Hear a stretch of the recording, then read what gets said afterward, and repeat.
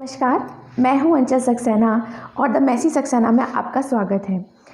इस book recommendation video में मैं आज आपके लिए एक बहुत ही विशेष किताब लेकर आई हूं। तो उस पर बात करने से पहले मेरा चैनल सब्सक्राइब कर लीजिए और इस वीडियो को लाइक और शेयर ज़रूर कीजिएगा। आज की किताब है योगी कृतामृत, परमहंस योगानंद जी की आत्मकथा एंड ऑटोबायोग्राफी ऑफ अ योगी। तो देर किस बात की, चलिए शुरू करते हैं। इस शताब्दी की 100 सर्वश्रेष्ठ आध्यात्मिक पुस्तकों में गिनी जाने वाली परमहंस योगानंद जी की यह विलक्षण जीवन गाथा आपको संतों और योगियों, विज्ञान और चमत्कार एवं मृत्यु और पुनरुत्थान के जगत की एक अविस्मरणीय यात्रा पर ले जाती है। आज की किताब है परमहंस योगानंद जी की योगी कथामृत एंड ऑटोबायोग्राफी ऑफ अ योगी। ये किताब बेसिकली अंग्रेज़ी में है। मेरे पास इसका हिंदी अनुवाद उपलब्ध है और चूँकि मैं हिंदी पढ़ सकती हूँ, हिंदी अच्छे से समझती हूँ, इसलिए मैंने उसे हिंदी में चुना। यह कहना चाहिए मैंने इस किताब को नहीं चुना, इस किताब ने मुझे चुना। मेरे बड़े भाई साहब ने मुझे ये किताब तोहफे में दी और मैं बहुत खुश हूँ कि उन्होंने मुझे इसका हिंदी ट्रांसलेशन भेजा। जो लोग हिंदी अच्छे से पढ़ सकते हैं, समझ सकते हैं, जिन्हें क्लिष्ट हिंदी से कोई तकलीफ़ नहीं है, उन्हें ये किताब हिंदी में ही पढ़नी चाहिए। इस किताब के बारे में सबसे पहली बात जो मैं कहना चाहूँगी वो ये कि ये एक जीवन बदल देने वाली किताब है। It's life changing book, it's a miraculous book.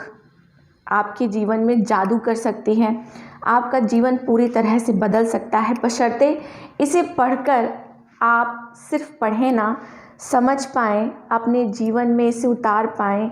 इसमें लिखी एक एक बात को, एक एक अनुभव को, एक एक वाक्यों को जज़्ब कर पाएँ। तो जैसा कि मैंने बताया कि ये किताब परमहंस योगानंद जी की आत्मकथा है और इस किताब के अंदर उनकी पैदाइश, उनका बचपन, उनके माता पिता, उनकी पढ़ाई, उनका परिवार और उनकी योगी बनने की गाथा का विवरण है इस किताब में। लेकिन ये किताब विशेष क्यों है? ये किताब विशेष इसलिए है क्योंकि इसे पढ़ने के बाद सिर्फ मैं नहीं, जिस व्यक्ति ने इसे पढ़ा है, हर कोई पढ़ने के बाद इसे यही एक बात कहता है कि ये जीवन बदल देने वाली किताब है। इस किताब में बहुत सारी ऐसी बातें हैं, ऐसे अनुभव हैं, ऐसी सीख है कि अगर हम उन पर गहराई से ध्यान दें, उन्हें ठीक से समझ लें और अपनी ज़िंदगी में इम्प्लीमेंट कर लें, तो वाकई हमारा जीवन परिवर्तित हो सकता है। एक सकारात्मकता हमारे जीवन में आ सकती है। हम अपनी भाग-दौड़ वाली, स्ट्रेस वाली ज़िंदगी में से स्ट्रेस को दूर कर सकते हैं। हम उस स्ट्रेस से जूझने की ताकत पा सकते हैं। ये कोई साइक्रेटरी किताब नहीं है ये परमहंस जी की आत्मकथा। लेकिन उन्होंने अपने जीवन को, एक योगी के जीवन को, एक संत के जीवन को उन्होंने जिस तरीके से बयान किया है और जो कुछ भी अनुभव अपने उन्होंने हम सब से बांटे हैं, वो हमें बहुत कुछ सिखाते हैं। योगानंद जी अपने बचपन का एक किस्सा सुनाते हुए हमें शब्द शक्ति और इच्छा शक्ति से परिचित कराते हैं। उन्होंने बताया कि एक बार वो काफ़ी छोटे थे और उनकी बड़ी बहन अपने पैर पर निकले हुए फोड़े पर मलहम लगा रही थी और उनका देखा देखी उन्होंने अपने हाथ पर मलहम लगाना शुरू कर दिया। जब उनकी बड़ी बहन ने उन्हें टोका तो उन्होंने बड़े ही दम्भ से और अपनी इच्छा शक्ति प्रबल करके ये कहा कि कल सुबह तक मेरे हाथ पर इसी जगह पर एक फोड़ा निकल आएगा। उनकी बहन ने उनकी बात को हंसी में उड़ा दिया, पर अगले दिन सुबह वैसा ही हुआ और उनके हाथ पर एक बड़ा सा फोड़ा निकल आया। उनकी बहन डर गई और वो दौड़ी दौड़ी माँ के पास गई कि मुकुंद तो टोना सीख गया है। तब उस फोड़े का उपचार उन्हें डॉक्टर से कराना पड़ा और उसमें चीरा लगवाना पड़ा। उनकी माँ ने उन्हें बताया था कि कभी भी अपनी शब्द शक्ति का प्रयोग, अपनी इच्छा शक्ति का प्रयोग खुद को या किसी को हानि पहुंचाने के लिए नहीं करना चाहिए। लेकिन जब उन्होंने ऐसा किया और उन्हें वापस बाद में अपने फोड़े पर डॉक्टर से इलाज कराना पड़ा, तो वो बाद में लिखते हैं कि उनकी समझ में आया कि किसी के जीवन को संकट से बचाने के लिए वाणी की विस्फोटक स्पंदन शक्ति का सदुपयोग किया जा सकता है और इस प्रकार बिना चिन्ह या कष्ट रहित शल्य चिकित्सा की जा सकती है। लेकिन अगर उसका दुरुपयोग किया जाएगा तो उसकी शल्य चिकित्सा करनी पड़ सकती है, उससे शरीर को नुकसान पहुंचाया जा सकता है। और जैसे उनके फोड़े के कारण उनके हाथ पर चिन्ह रह गया, वैसे ही जीवन पर्यंत कोई चिन्ह वहाँ रह जा सकता है। अब में आगे एक बड़ा ही विचित्र सा किस्सा है बाघ स्वामी के बारे में। योगानंद जी ने इसका विवरण किया है कि एक बाघ स्वामी थे जो अपने हाथों से बलिष्ठ, भारी से भारी बाघों को गिरा देते थे, परास्त कर देते थे, हरा देते थे। और कभी भी ऐसा नहीं हुआ कि उन्हें किसी बाघ से डर लगा हो, बाघ उनसे डरते थे। लेकिन वो अपनी शक्ति का जब उन्हें दम हो गया और वो दुरुपयोग करने लगे, फिर एक समय उनके पिताजी ने उनको इस बात की चेतावनी दी कि अब उन्हें ऐसा नहीं करना चाहिए, पर वो नहीं माने और अंततः एक बार वो बहुत घायल हुए और मरते मरते बचे। उसके बाद उन्होंने इस पूरे प्रकरण से ये सीखा कि जैसे वो बाघों पर अपनी शक्ति से काबू पा लेते थे, उन्हें अपनी शरीर और मन की वासनाओं से पर काबू पाना है, और उन्होंने इस तरीके का ज्ञान लिया। किताब में सिर्फ योगी, संत और ज्योतिष के बारे में ही बातचीत नहीं है। इस किताब में सर जगदीश चंद्र बोस का भी एक किस्सा है जो हमारे महान वैज्ञानिक थे, और उसके बारे में मैं बहुत विवरण में नहीं जाऊंगी, लेकिन एक छोटी सी बात, बहुत एक ख़ास बात उस अध्याय से मैं पढ़कर आपको बताती हूँ कि जब उनकी बातचीत चल रही थी तो उन्होंने एक किस्सा बताया कि वो एक संत को जानते थे जो कभी फूल नहीं तोड़ते थे, और वो कहते थे कि गुलाब के पौधे से मैं उसका सौंदर्य अभिमान कैसे छीन लूँ, अपनी उद्दंडता से उसे विवस्त्र करके उसके आत्मसम्मान को धक्का कैसे पहुँचाऊँ। ये बात बहुत साधारण है, इसमें कुछ भी ऐसा नहीं है महान या कुछ बहुत कठिन बात नहीं है समझने की। फूल ना तोड़ना और उसको गहराई से इस बात को समझना और इस बात की असल गहराई अपने जीवन में उतार लेना, ये एक बहुत बड़ा ज्ञान है और ये बहुत गहरी बात है।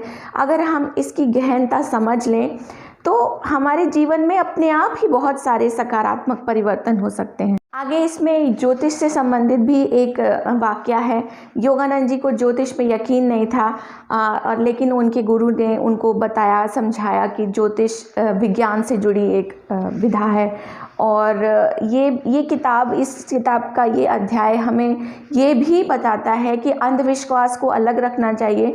ज्योतिष की अपनी एक जगह है, अपना एक स्थान है, अपनी एक पहचान है, और वो सीधे से विज्ञान से जुड़ा है। तो उसमें अंधविश्वास में पढ़कर हमें अपने जीवन में उसके दुष्प्रयोगों से बचना चाहिए। और लेकिन चूँकि वो एक वैज्ञानिक विधा है, इसलिए हम उसे नकार भी नहीं सकते।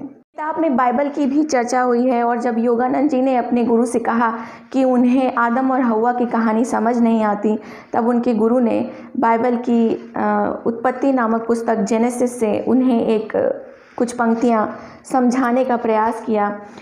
उन्होंने कहा, उसमें जिस जीवन वृक्ष का उल्लेख है वह मानव शरीर है।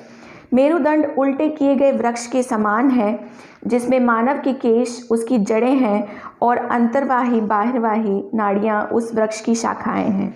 नाड़ी तंत्र के इस वृक्ष में आनंद देने वाले अनेक फल लगते हैं, अर्थात शब्द, स्पर्श, रस, रूप, गंध के संवेदन।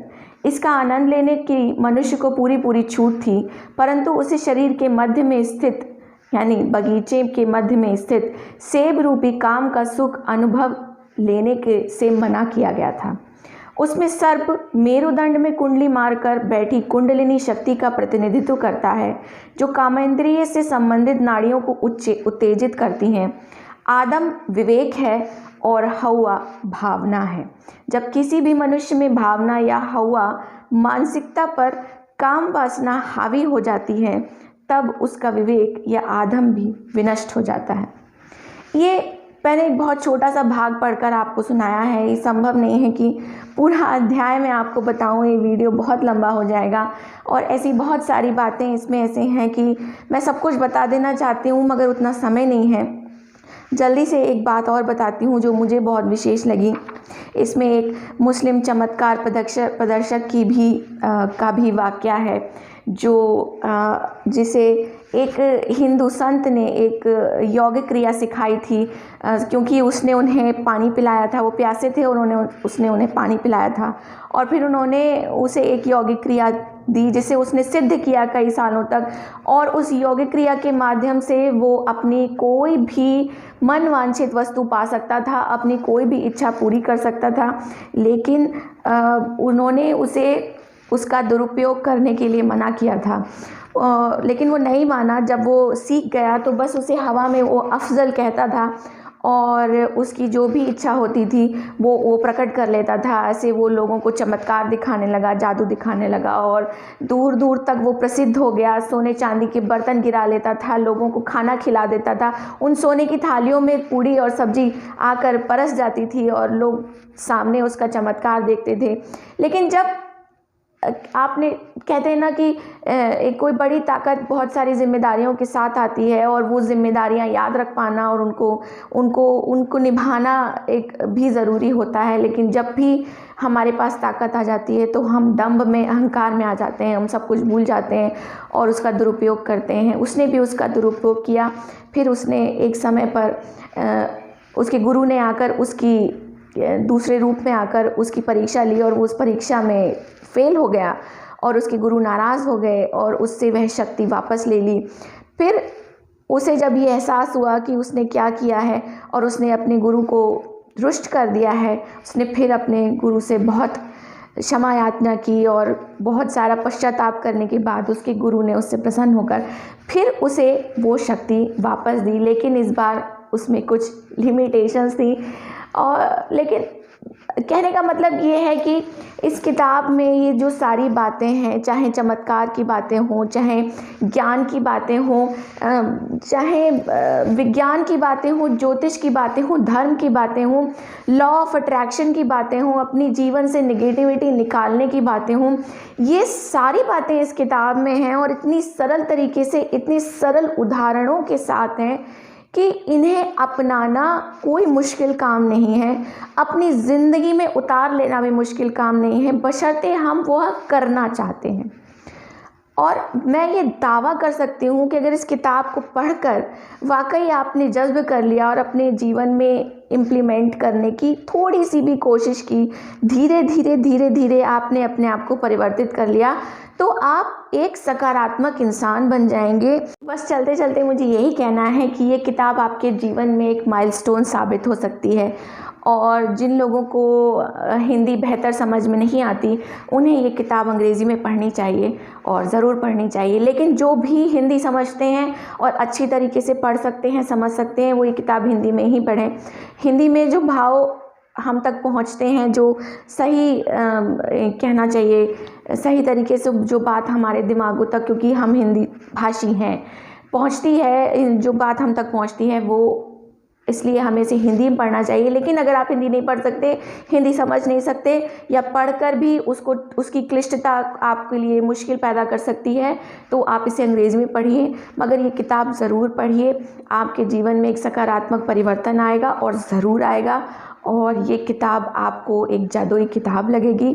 तो अगर ये वीडियो आपको पसंद आया हो तो प्लीज़ इसे लाइक कीजिए, शेयर कीजिए और मेरा चैनल ज़रूर सब्सक्राइब कीजिए। बहुत जल्दी मिलेंगे अगली वीडियो के साथ। नमस्कार।